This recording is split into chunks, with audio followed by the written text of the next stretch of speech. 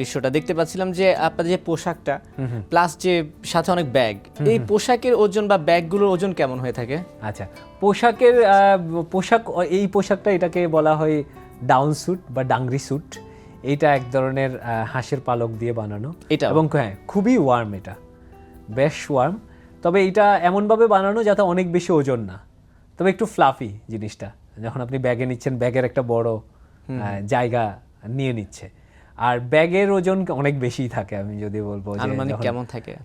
যখন আমি সামিট পুষে যাচ্ছি তখন অলমোস্ট সেটা 12-14 কেজি হয়। অক্সিজেন বোতল নিতে হচ্ছে, আপনার পানি নিতে হচ্ছে, সাথে অ্যাসোসিয়েটেড অন্য জিনিসপত্র নিতে হচ্ছে। বা আমি যখন আরও নিচের ক্যাম্প থেকে আসতেছি তখন আবার তখন এই ডাংরি স্যুটটা আমি পরছি না, একই সাথে স্লিপিং ব্যাগ নিতে হচ্ছে, আরও ছোটোখাটো টুকিটাকি জিনিস মিলে অনেক সময় সেটা 16, 17, 18 এরকম কেজিও হয়ে যাচ্ছে, সেটা নিয়ে ক্লাইম্ব করতে।